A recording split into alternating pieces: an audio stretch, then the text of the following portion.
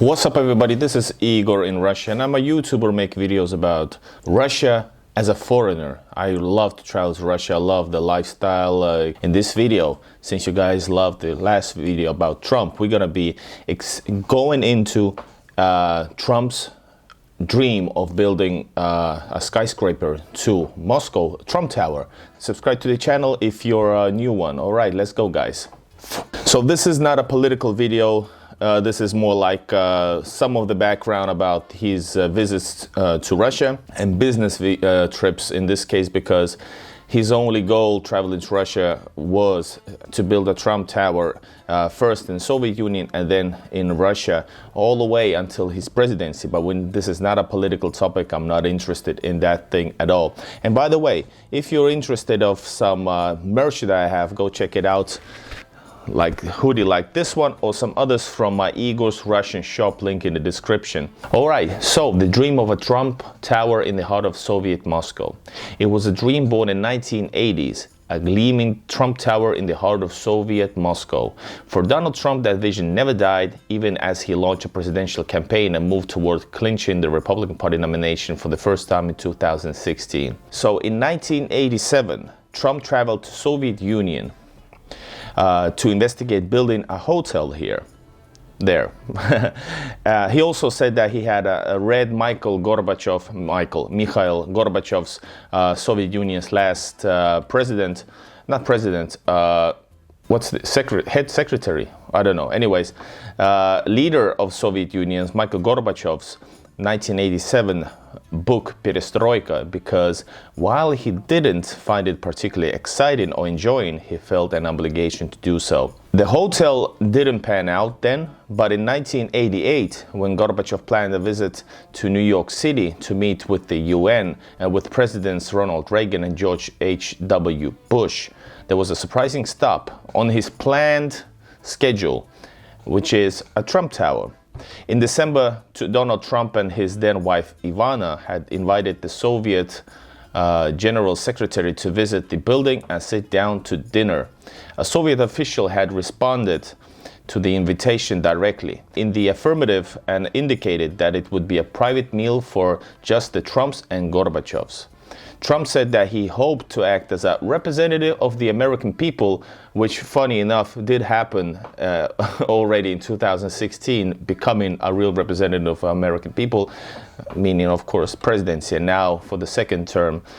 He wanted to be a representative of the American people in showing the communist leader all that capitalism had to offer. Trump definitely is a cover of a capitalism for sure in many ways. The visit, however, didn't pan out. Gorbachev's plans changed, and before he arrived, and Trump was next from the lineup. Between this meeting and the in 1988, he actually visited Soviet Union in 1987.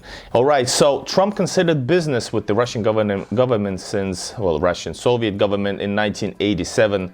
Donald Trump once believed he understood why Westerners were hesitant to visit Soviet Union. Some people at high level of lifestyle enjoyment want the ultimate hotel, he told during an interview in Moscow's Hotel National in 1987. They don't want to have to come to Moscow and sacrifice their lifestyle. Well, tourism was very different from today's traveling, but he somewhat probably was right. The real estate mogul was in Russia visiting sites for potential tower.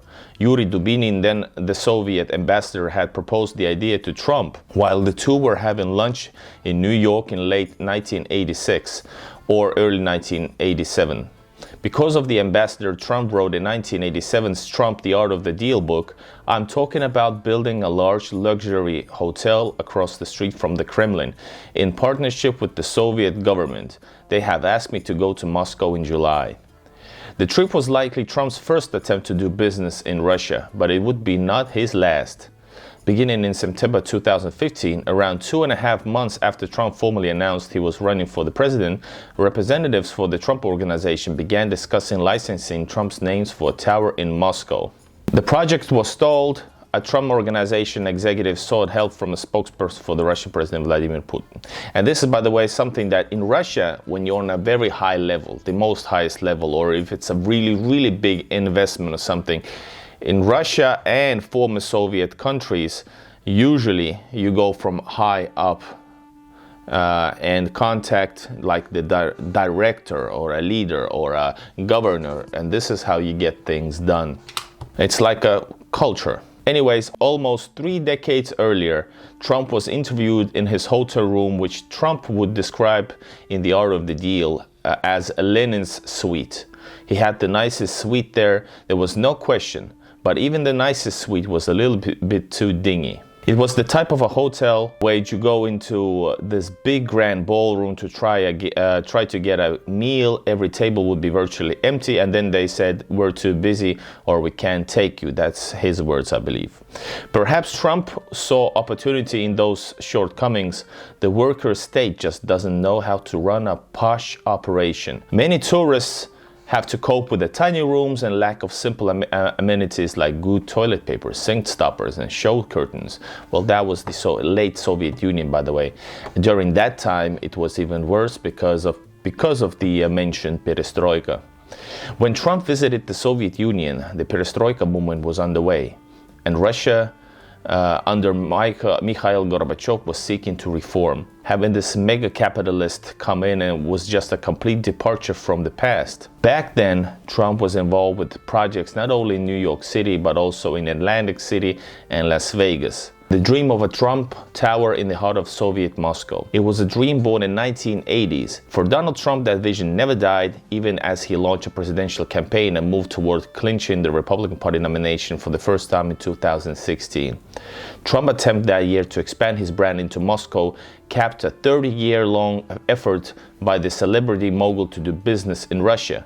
And this business included also like premium vodka and of course also the Miss Universe pageant, beauty pageant. Again and again, Trump pursued his Russia project, traveling to Moscow and unveiling 4 ultimately unsuccessful plans to put his name on a building in the Russian capital before he announced he would run for president.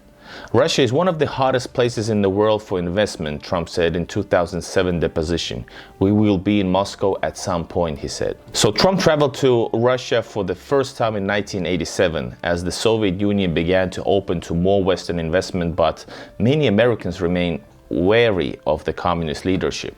According to his memoir, Art of the Deal, and he and his then wife, Ivana Trump, scoped out possible sites for a luxury hotel that he wanted to build in a joint venture with the Kremlin's hotel and tourism agency Inturist. In 1996, Trump was back, this time promising to build in the heart of post-Soviet Moscow in partnership with a group of US tobacco executives. The group drew up architectural plans and had meetings with city leaders, but again, it fizzled. By 2005, Trump had found a new partner, a company called Bayrock Group that had opened offices in Trump Tower 2 floors below his executive suite and had clinched deals to build Trump-branded properties in several U.S. cities. The Trump organization gave Bayrock a 1-year exclusive deal to hunt for land in Moscow for a development. And indeed, they did find some interested Russian investors, as well as possible site for the project, a shuttered pencil factory. That deal fell apart, but a year later, his adult children, Ivanka Trump and Donald Trump, traveled to Moscow. Alright guys, thanks for watching. I'm Igor in Russia. Please subscribe to the channel. I got lots of interesting, informational videos, informative. I have videos about traveling and exploring the amazing cities of Russia, neighborhoods, you name it, I have it.